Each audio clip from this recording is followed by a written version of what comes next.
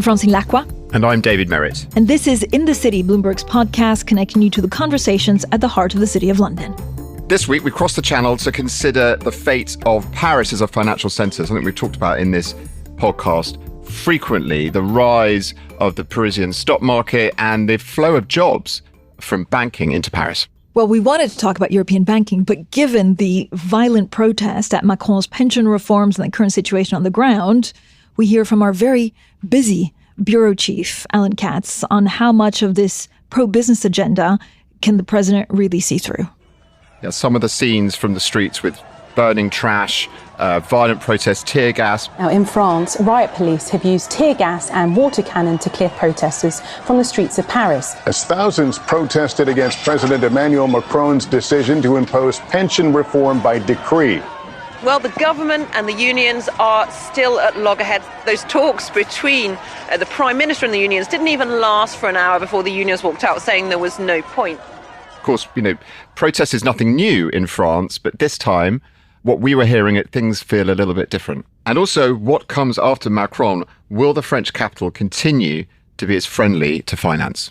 So let's get straight to our bureau chief in Paris, Alan Katz. So Alan, how much does President Macron's pro-business agenda, how much can he see that through? Well, everything that he's done so far stays. So every effort that Macron's made since 2017 to turn France into a pro-business location and a place that foreign investors in particular will want to come to, all of that stays in place, and certainly through the end of his term in 2027. The issue with the current protests and strikes, I was just going to say, is that the question becomes, can he do anything more? There was some more things on his list of more labor reform he wanted to do, more effort to try to make it even more business friendly, and it's not clear that he's going to be able to get those things done. I mean, the images splashed around the world in the last couple of weeks of, as I said, burning trash on the streets, crowds running at police officers.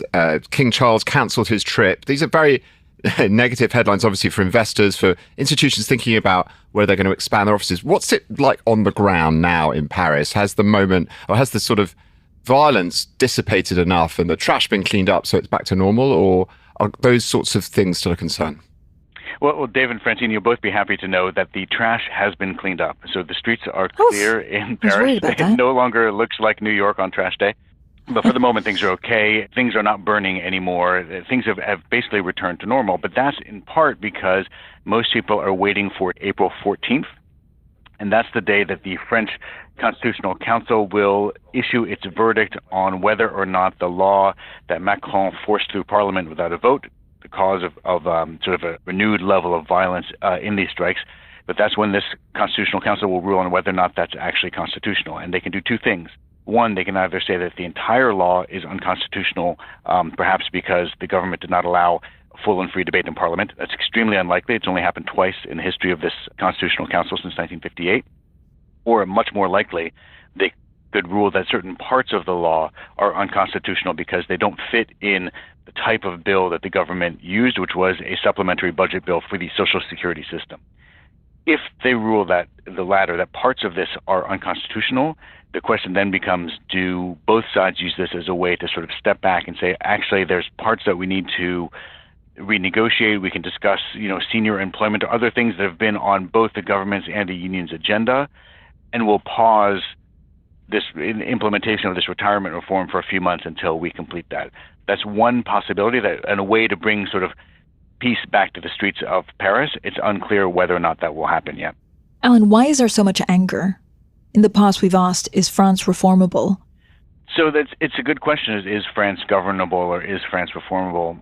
The protest started when this was still a bill to be passed. And the purpose of the protest was to try to influence politicians over how they were going to vote for the bill.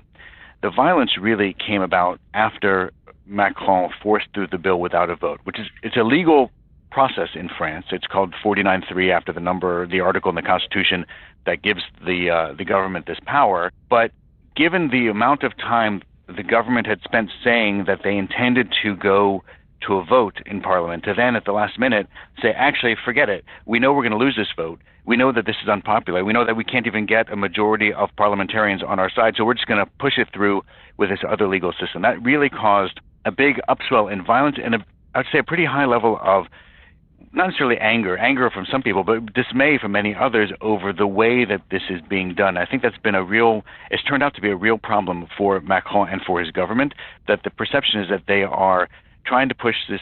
They set out a path for how they're going to do this, and then they deviate at the last moment, and that makes this feel or seem unfair to many people. And that's one of the real problems that they're having now.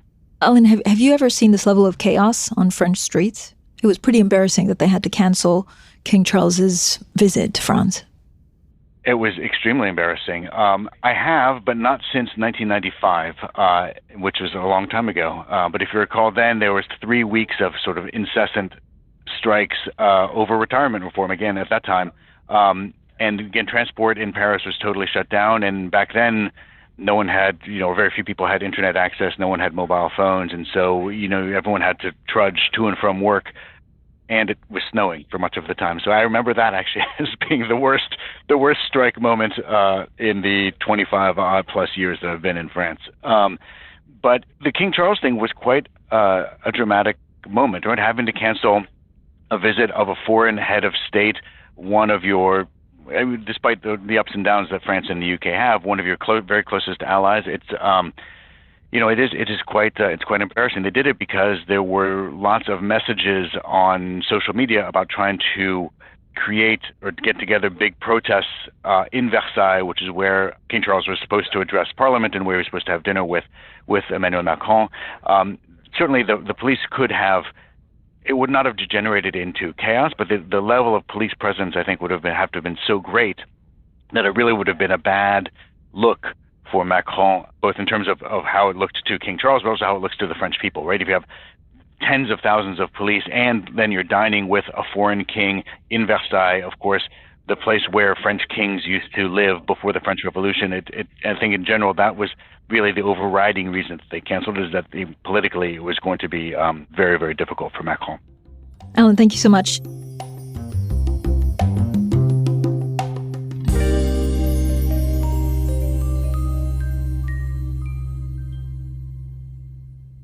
Now, also with us, our Paris banking reporter, Alexandre Rajbhandari, and with us in London, editor Tom Metcalf. Welcome both to In the City. Hello. Thank you. Tom Metcalf, hello. Talk to us about who's winning this France versus British story. If you sort of dig behind the rubbish in the Parisian streets, it is still such an increasingly important centre for finance, and something that would really be unthinkable a decade ago, before sort of Brexit hoved into view. The bankers, the executives who are making these decisions about where are they putting people are not making these decisions in the moment, reacting to sort of what I presume they're viewing as temporary protests in Paris, but much more on the structural things of, guess what? Because of Brexit, you cannot no longer operate exclusively out of London. So what we're seeing is, particularly Paris on the rise as, difficult to call it it's not a direct competitor now, but it's the one benefiting, whereas London's sort of got a sort of flat puncher, so slowly losing some of that dominance. And we are seeing Paris really emerge as a genuine trading hub. Yeah, we've got some of the stats here, which are really remarkable, rather than just anecdotal. Who is hiring and where are the jobs coming to in Paris? Got JP Morgan have now got 550 market staff there. That's a 22-fold increase on 2019. We've just in the last few weeks heard about hedge funds like Millennium Management. They've doubled their employees in Paris. So these are real jobs, high-paid jobs moving to Paris, and it's having a spillover effect on the city as a whole. Things like, of course, as you would expect, housing prices surging, demand for schools, all of these things. I mean, Tom, do you think these jobs, are they moving from London, or are these just new jobs being created? So is it a bleed of jobs and capital from Britain, or is this just companies having to beef up in Paris so they've got that footprint in the European Union? So certainly initially it was, directly moving from London. People were, being asked to relocate, and, that was in the overall in sort of the low thousands, those numbers. What's happening now is it's less about people in London being moved, but when, say, executives at a big Wall Street firm look at where they're maybe looking to expand headcount, they will maybe go Paris as a natural option for any EU stuff. And that may be local hires. But the thing I always keep in mind is this opportunity cost to London, because pre-Brexit, all these jobs would be going into London. Like, there's absolutely no doubt about that. But Brexit obviously opened it up as a different opportunity. And, the thing I like, this is happening across Europe, but Paris really stands out for me because it is those traders you just mentioned. Those are really the jobs anyone in their right mind want in their city, because they're super high paid. They get taxed a bundle on their inordinate bonuses. So it's the kind of thing where, that really has an impact in terms of sort of multiplier effect through the economy. But of course, as you also point out, it has plenty of negative impacts in terms of the rental market, as a space at schools, pressure on that kind of thing. And Alex, if you look at, Emmanuel Macron, the president, also former banker, he really rolled out the red carpet for a lot of these finance jobs to come back to Paris. Has that changed? No, not really. I mean, he's really keen to bring more people in France. He visited the new offices of JP Morgan when these were inaugurated last year, with the presence of Jamie Dimon. I can tell you that there are banks in France that changed their offices and he didn't show up, and no one in the government showed up for that. So he definitely has an agenda to bring more business and more of those business and those jobs in the French capital. Alexandre, what does it feel like in terms of the city, how the city is changing? So that we've heard about the schools getting oversubscribed, housing costs going up. Has the feeling of Paris shifted? Does it feel like a different city with all these bankers arriving and with all these high-paid jobs? Well, there are certain neighborhoods around big banks' offices that definitely can feel the change, with all those big clients with, a lot of purchasing power that come in. The main change really is for the real estate market. I mean, I spoke with a banker who just moved to Paris and told me his biggest headache was to find a flat, really, because the rental market is very tense.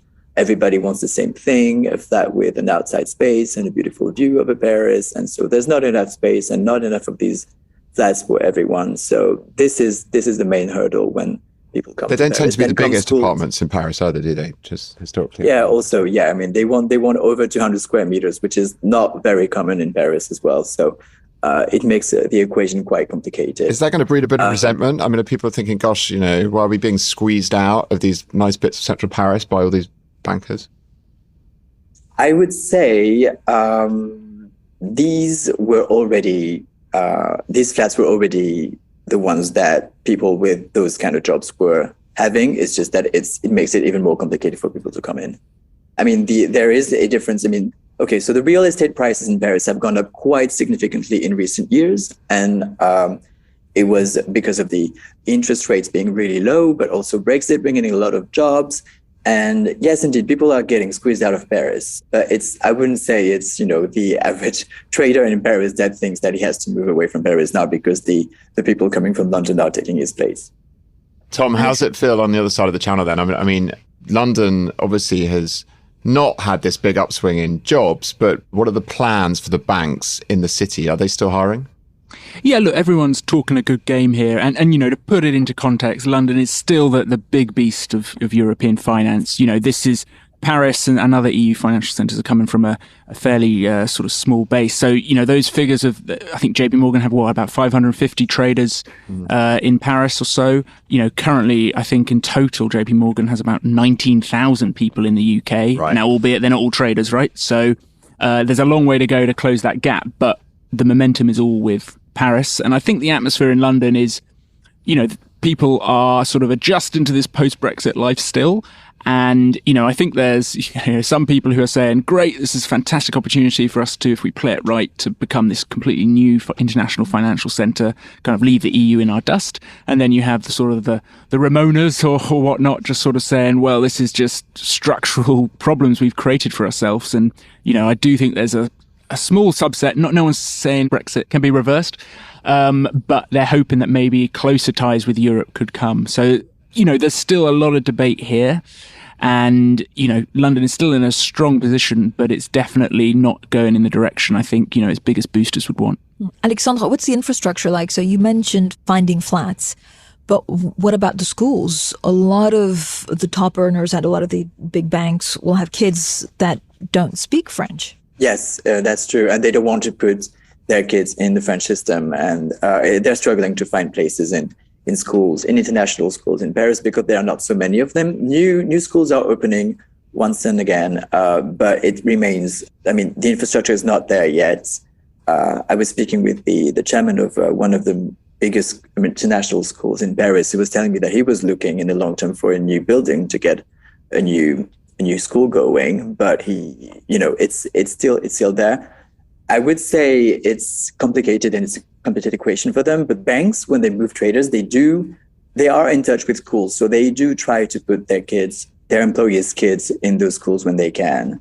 And what's interesting, is that Paris for a long time was a French-speaking city and only a French-speaking city. And now we see when you walk on trading floors of big American banks that moved operations here, people don't speak French. I was speaking to someone who told me 20 languages are spoken on his trading floor. And not everybody cares so much about not being a fluent French speaker when they move in. Right. I was going to ask that, Alexandre. That's no longer a prerequisite for a job in Paris, right? You don't need to speak French. It is not. And they're quite happy to have all this diversity in their local operations here. Some banks provide French lessons for their traders to kind of help them blend in and settle for the long term, which is something that comes very regularly when you speak with heads of U.S. banks here. They want to have their traders move in for the long term. It's not just a 2-year stint that they're offering. And this is a big change for the city in itself, because I grew up in a city where everybody spoke French, and when you spoke English, no one could actually help you find a direction in Paris, right?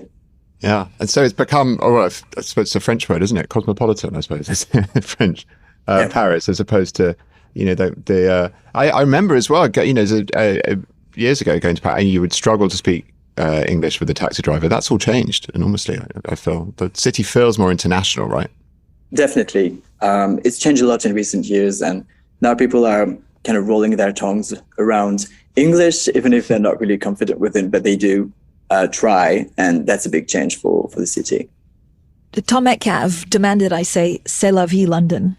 Otherwise, he doesn't come on the podcast again. Exactly. Look, finance is probably one of the most competitive industry, right? It really is international. Really, money is mobile. So, London's got a fight on its hands, and it will, it's definitely got plans to make sure it kind of retains its dominance. I don't think that's going to slip away anytime soon, but as a lot of sort of executives here tell me, is like, we just made our lives, we put our lives onto hard mode, basically.